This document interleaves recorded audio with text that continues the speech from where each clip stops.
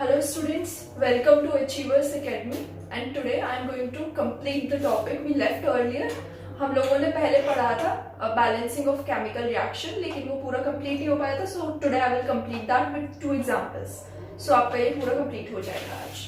Okay, so first thing is जो मैंने आपको समझाई थी कि सबसे पहले हम जब भी बैलेंस करते हैं रिएक्शन को, वो क्यों करते हैं वो जानना जरूरी है. ठीक है, रिएक्शन को बैलेंस करना इसलिए जरूरी है कि जितना भी हमने रिएक्टेंट साइड पे कुछ भी चीज ली है, प्रोडक्ट साइड पे भी उतनी ही होनी चाहिए. ठीक है, प्रोडक्ट डिफरेंट बन सकता है लेकिन अमाउंट तो उसकी क्वांटिटी तो सेम होनी चाहिए. जितने एटम्स रिएक्टेंट साइड पे रिएक्ट करेंगे उतने ही प्रोडक्ट साइड पे फॉर्म होने चाहिए. ठीक है, इसलिए बैलेंस करना जरूरी होता है रिएक्शन को. जैसे एक मैंने आपको एग्जांपल के तौर पे ये रिएक्शन लिख के दिखाई है. Iron reacts with H2O Fe3O4 plus H2. ठीक है, जब हमने आयरन का 1 एटम लिया तो यहाँ पे 3 एटम क्यों आ रहे हैं ये हमें समझना चाहिए. ठीक है ना, ऐसे कहाँ से ये एक्स्ट्रा आ रहे हैं. ठीक है, ये ऐसे नहीं आ सकते हैं law of conservation of mass के अकॉर्डिंग. ठीक है, जितना भी हम रिएक्टेंट साइड पे कुछ चीज लेंगे प्रोडक्ट भी उसी के अकॉर्डिंग फॉर्म होगा. तो इसलिए हमें बैलेंस करना रिएक्शन को जरूरी हो जाता है. सो अब आप जान चुके हैं कि रिएक्शन को बैलेंस करना क्यों जरूरी है. अब रिएक्शन को कैसे बैलेंस करना है वो हम सीखेंगे. तो उसके लिए सबसे पहले जो आपके लिए इजी रहता है वो होता है एक स्टेप 1 इज बॉक्स बनाना. ठीक है ना, उससे हमें पता चल जाता है हमें रिएक्टेंट के कितने एटम्स लिए हैं. ठीक है, step 1 is box banana. Step 2 is आप एक साइड पे एलिमेंट लिख लीजिए जितने भी एलिमेंट हमने पूरी रिएक्शन में यूज किए हैं. ठीक है ना, जितने भी हमने जैसे आयरन यूज किया है, हाइड्रोजन यूज किया है, ऑक्सीजन यूज किया है, वो सब हम लिख देंगे एलिमेंट साइड पे. फिर हमने कितने एटम्स रिएक्टेंट साइड पे लिए हैं और कितने एटम्स प्रोडक्ट साइड पे लिए हैं वो लिख देंगे. ठीक है, that is the step 2 and I will tell you step 3 after the step 2.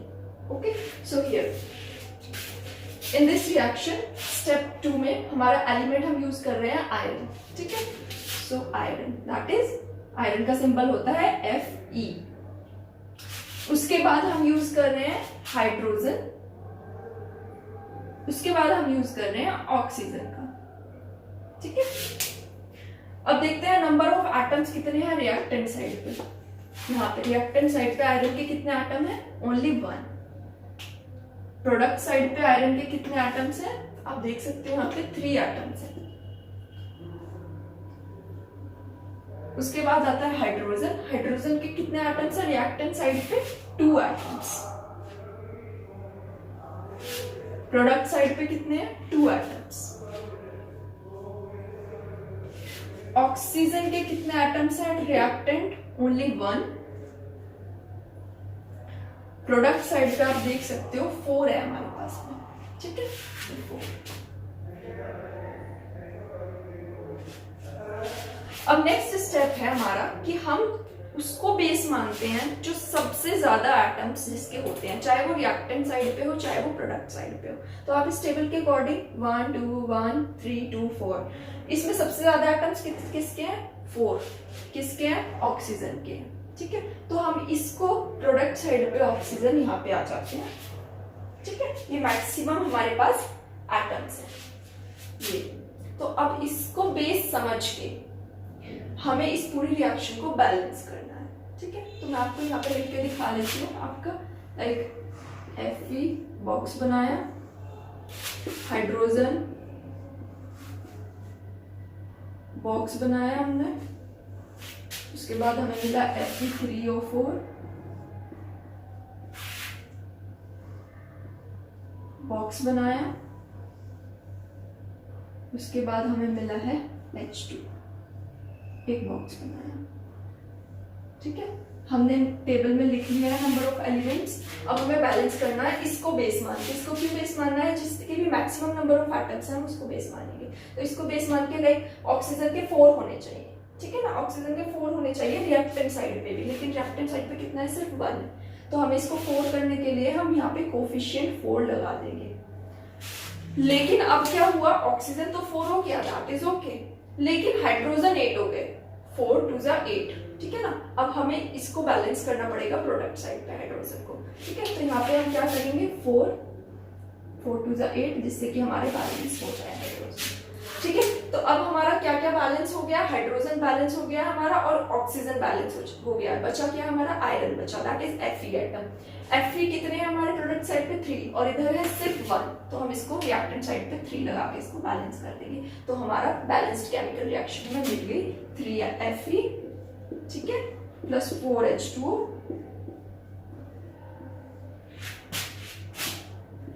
Fe3O4 plus 4H2, ये हमें बैलेंस्ड रिएक्शन मिलती है। ठीक है, इसका एक और एग्जांपल कराऊंगी तो आपको और अच्छे से समझ में आएगा। The another example is barium chloride को जब हम एल्यूमिनियम सल्फेट से रिएक्शन कराते हैं तो हमें मिलता है बेरियम सल्फेट। ठीक है, ये एक प्रेसिपिटेट की फॉर्म में मिलता है और प्लस में प्रोडक्ट मिलता है एल्यूमिनियम क्लोराइड।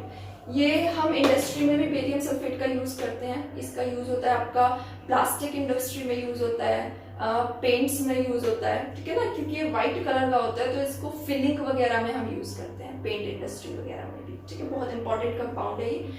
सबसे मेजर जो इसका यूज है वो ऑयल ड्रिलिंग में होता है बेरियम सल्फेट का।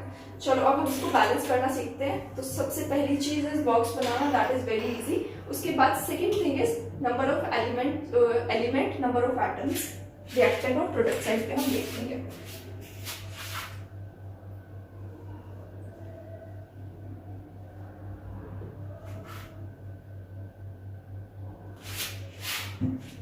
कौन कौन से एलिमेंट हम यूज कर रहे हैं, हम बेरियम का यूज कर रहे हैं, क्लोरीन का यूज कर रहे हैं, एल्यूमिनियम का यूज कर रहे हैं और सल्फेट का यूज कर रहे हैं। ठीक है ना, तो मैं लिख देती हूँ, बेरियम सिंबल है बेरियम का Ba, क्लोरीन का सिंबल है आपका Cl,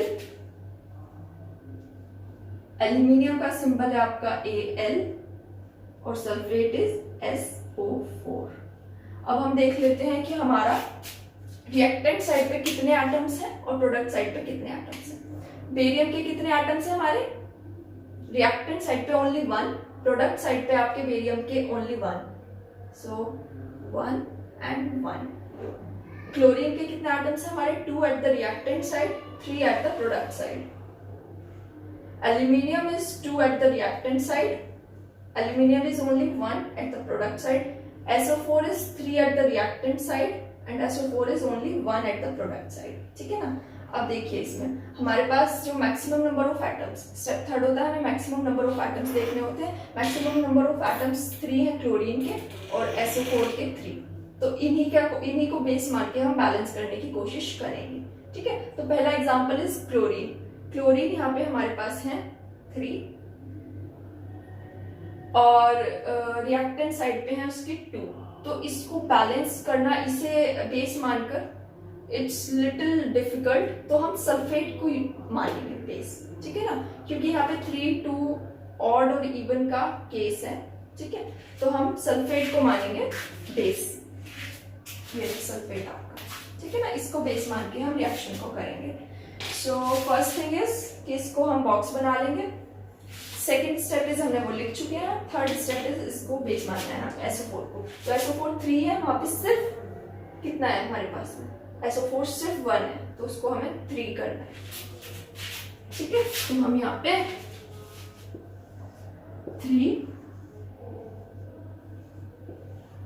कर दिया हमने सल्फेट को। सल्फेट 3 हो गया, लेकिन बेरियम भी 3 हो गया। बेरियम 3 हो गया तो हमें यहाँ पे भी रिएक्टेंट साइड पे भी बेरियम को 3 करना पड़ेगा। तो यहाँ पे हम रिएक्टेंट साइड पे 3 BaCl2 करते हैं। 3 BaCl2 करते ही हमारे क्लोरीन 6 हो गया। क्लोरीन 6 हो गया, 3 2 6, तो हमें प्रोडक्ट साइड पे भी उसको 6 करना पड़ेगा। ओके, सो यहाँ पे प्रोडक्ट साइड पे हम इसको